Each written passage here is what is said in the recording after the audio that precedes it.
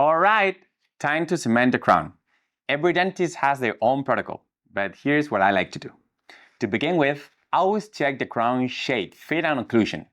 Polishing helps smooth everything down, but you still might need to make a few tweaks here or there. Once the fit is good, I give the restoration surface a quick sandblast.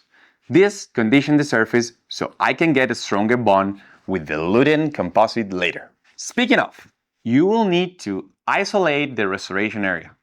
I usually use a rubber dam, but you can also use some cotton rolls. Then I clean the preparation with the polishing brush and the cleaning paste. Etching the enamel will also help to improve the bond. After that, I coat the tooth surface with an adhesive and cure it with the UV light. Then, to wrap up, I place the restoration with a lutein composite. Clean up any excess material, and the patient is good to go. All in under 60 minutes. How incredible is that?